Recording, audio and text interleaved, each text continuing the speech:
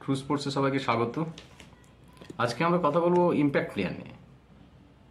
এই আইপিএলে এই ইম্প্যাক্ট প্লেয়ার ব্যাপারটা খুব চলছে 2023 থেকে। তো এই ইম্প্যাক্ট প্লেয়ার লাস্ট ইয়ার 2023 শহীদ মুস্তাক আলী ট্রফিতে, যেটা আমাদের ঘরোয়া টি-20 ক্রিকেট লিগ, সেখানে বিসিসিআই ফার্স্ট এটাকে ইন্ট্রোডিউস করা হয় এক্সপেরিমেন্টাল বেসিসে। তারপর আইপিএল 2023। তো লাস্ট ইয়ার অনেকেই ইম্প্যাক্ট প্লেয়ার নিয়ে অনেক কিছু বুঝতে পারেনি। তো এবছর অনেকটাই সড়গড় হয়ে গেছে।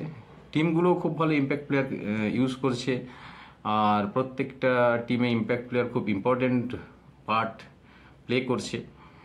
তো সেক্ষেত্রে আপনার এই ইম্প্যাক্ট প্লেয়ার নিয়ে অনেকের কিউরিওসিটি আছে। যাদের এখনও ধারণাটা স্বচ্ছ নয় তারা একটু বুঝতে পারবেন ভালো করে এই ভিডিওটা দেখলে। আর ইম্প্যাক্ট প্লেয়ারের ব্যাপারটা মানে ইউজ, এর অ্যাডভান্টেজ ডিসঅ্যাডভান্টেজ ক্রিকেটের উপর কী পড়ছে, বা ইম্প্যাক্ট প্লেয়ারের জন্য আমাদের ক্রিকেটে কী কী চেঞ্জেস হলো, সেগুলো নিয়েও আমরা ছোট কিন্তু ডিটেলস আলোচনা করব। তো শুরু করছি। তো ইম্প্যাক্ট প্লেয়ার যারা আর্লি 2000-এর দিকে ক্রিকেট দেখতেন বা জানেন, পুরোনো দিনে সুপার সাব বলে আমাদের একটা সিস্টেম চালু হয়েছিল। তাতে একজনকে আমি রিপ্লেস করতে পারতাম। তো সেই সুপার সাবেরই এটা একটা মডার্ন ভার্সন।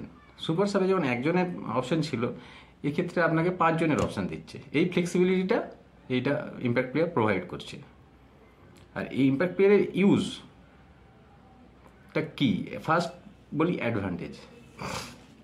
অ্যাডভান্টেজ আপনার মোটামুটি ইম্প্যাক্ট প্লেয়ারের সব থেকে বেশি হবে যেই টিম ফার্স্টে ব্যাট করবে।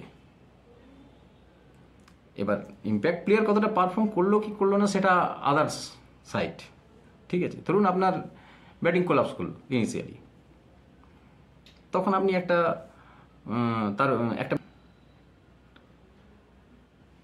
তাকে আপনি টিমে ঢুকিয়ে দিলেন। যে ব্যাটসম্যানটা ফেল করেছে তাকে আপনি বাদ দিয়ে দিলেন। বা আপনার টিম খুব ভালো ব্যাটিং করে ফেললো, আপনার খুব ভালো গুড টোটাল হলো, ব্যাটসম্যানরা ভালো ব্যাট করলো, সেক্ষেত্রেও আপনি একটা বোলারকে রিপ্লেস করে দিতে পারেন একটা ব্যাটসম্যানের জায়গায়। আপনার ক্ষেত্রে ব্যাপারটা অনেক ইজি হয়ে গেল। কিন্তু যদি আপনি প্রথমে ফিল্ডিং করেন, তখন আপনার ইম্প্যাক্ট প্লেয়ারটা আপনি কীভাবে সিলেক্ট করবেন সেটা একটু আপনার রিস্কও থেকে যায়। আর কার বদলে ইউজ করবেন সেটাও কিন্তু আপনাকে ডিসিশনটা সঙ্গে সঙ্গে নিতে হবে, সেটা একটু ডিফিকাল্ট হয়ে যায় অনেক ক্ষেত্রে। যদি ধরুন আমরা খুব ভালো বোলার ফার্স্ট ফিল্ডটা খারাপ করেছে, সেক্ষেত্রে আপনি যদি ভাবেন যে আমি তাহলে একটা বোলারকে রিপ্লেস করে দেবো, সেক্ষেত্রে আপনার একটা অপরচুনিটি চলে যাচ্ছে। মানে যখন আপনি ব্যাট করতে যাবেন তখন আপনি একটা বোলারকে বাদ দিয়ে তার বদলে যে ব্যাটসম্যান নেবেন, সেক্ষেত্রে একটা অসুবিধা। আর একটা ভালো বোলার ফার্স্ট স্পেল খারাপ করেছে মানে সেকেন্ড স্পেল খারাপ করবে তার কোনো মানে নেই। সেকেন্ড স্পেল ভালো করতেই পারে। আইপিএল যারা খেলে তার প্রত্যেকে খুব ভালো প্লেয়ার। এটা একটা ডিসঅ্যাডভান্টেজ, ঠিক আছে। আর যদি না এমন ফার্স্টে বল করলে পুরোটা ডিসঅ্যাডভান্টেজ, যদি আপনার বোলাররা খুব ভালো বল করে দিল, আপনার অপোজিশনকে একটা মানে রানের মধ্যে রেস্ট্রিক্ট করে রাখলো, ঠিকঠাক রান যেটা গেটেবল বা রিচেবল, সেক্ষেত্রে আপনি একটা বোলারকে বাদ দিয়ে ব্যাটসম্যান ঢুকিয়ে নিলেন, এটা। আর সেকেন্ডলি যেটা হয়ে গেল, এখন ক্রিকেট বলা যায় না 11 জনের খেলা, এখন ক্রিকেট 12 জনের খেলা, যেটা একটা ক্রিকেটের এতদিনের ঐতিহ্যর সাথে ম্যাচ করলো না। আর থার্ডলি, এই ইম্প্যাক্ট প্লেয়ারের জন্যে ক্রিকেটে কী প্রভাব পড়ছে। ক্রিকেটের আমাদের একটা ক্লাসিক দিক হচ্ছে অলরাউন্ডার।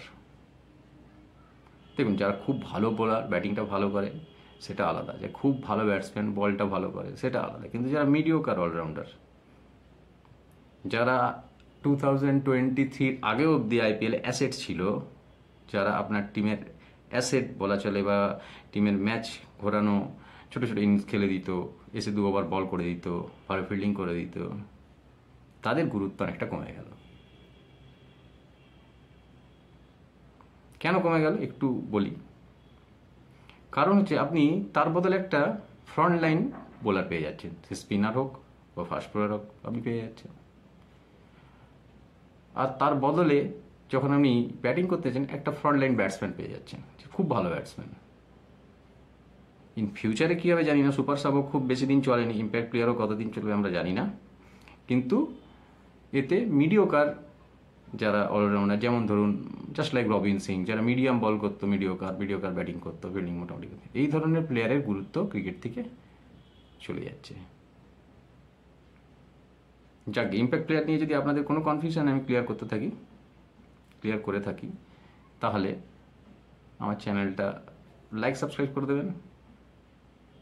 আর আইপিএল ম্যাচের রিভিউ, কেকেআরের ম্যাচগুলো হবে, পরে আসছি, সানডেতে ম্যাচ আছে, আর ফাইনাল এলিমিনেটার তো হবেই, সে যেই উঠুক, পোস্ট ম্যাচ। আর সেকেন্ডলি হচ্ছে আইপিএলে কী কী চেঞ্জেস হয়েছে 2024-এ বা থ্রু আউট আইপিএল, সেই নিয়েও একটা আমি শর্ট ভিডিও আনবো খুব তাড়াতাড়ি। সঙ্গে থাকুন। নমস্কার, ভালো থাকবেন।